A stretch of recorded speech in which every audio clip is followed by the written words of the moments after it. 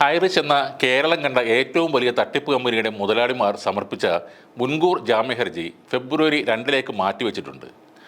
യാതൊരു കാരണവശാലും ഇവറ്റകൾക്ക് ജാമ്യം കൊടുക്കരുതെന്ന് ED ഉദ്യോഗസ്ഥർ കോടതിയിൽ വളരെ ശക്തമായി ആവശ്യപ്പെടുകയും ചെയ്തിട്ടുണ്ട്.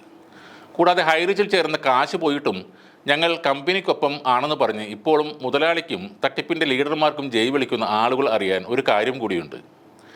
ED കോടതിയിൽ കൊടുത്ത സത്യവാങ്മൂലത്തിൽ കമ്പനിക്കും പ്രതാപൻ സാറിനുമെതിരെ വന്നിട്ടുള്ള കുറച്ച് കേസുകളുടെ ഡീറ്റെയിൽസ് കൊടുത്തിട്ടുണ്ട്. കേരളത്തിലുടനീളം കേസുകൾ വന്നിട്ടുണ്ട്. ED അറിയാത്ത വേറെയും കാണും.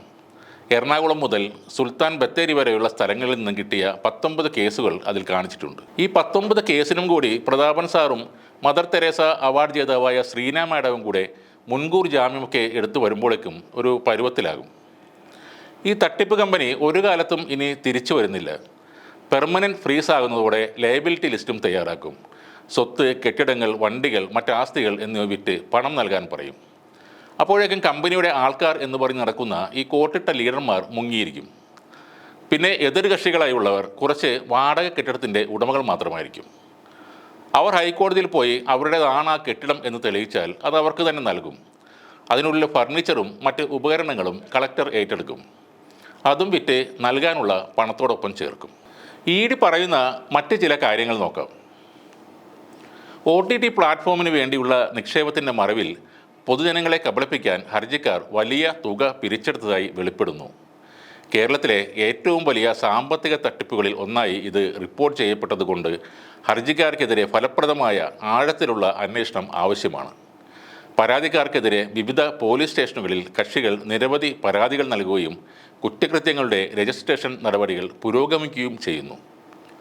അതായത് കേസുകൾ തീരുന്നില്ല, ഇനിയും വന്നുകൊണ്ടേയിരിക്കും എന്ന്.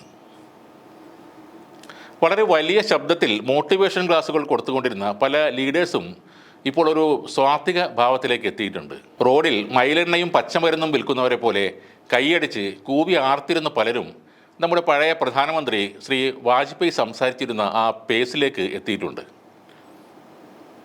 പ്രിയപ്പെട്ട ഹൈറിച്ച് സുഹൃത്തുക്കളോട് കൂടുതലൊന്നും പറയാനില്ല. നിങ്ങളിനി കേസൊന്നും കൊടുക്കേണ്ട ആവശ്യമില്ല. ആദ്യം കേസ് കൊടുത്ത ആളുകൾക്കെങ്കിലും മുഴുവൻ പൈസയും കിട്ടട്ടെ. നിങ്ങൾ ഒളിവിൽ പോയ സാറിനും മാഡത്തിനും തൊണ്ട കീറി ജയ് വിളിക്കുക. 800 രൂപ കൊടുത്ത് കമ്പനിയിൽ ചേർന്നിട്ട് 8000 പേരെ ചേർത്ത് ലക്ഷങ്ങൾ തട്ടിച്ച ലീഡർമാർക്കും ജയ് വിളിക്കുക. കൂടാതെ നിങ്ങളുടെ ഈ കമ്പനി പൂട്ടാൻ കാരണമായ ഓൺലൈൻ ചാനലുകളെയും നിരന്തരം ചീത്ത വിളിക്കുക.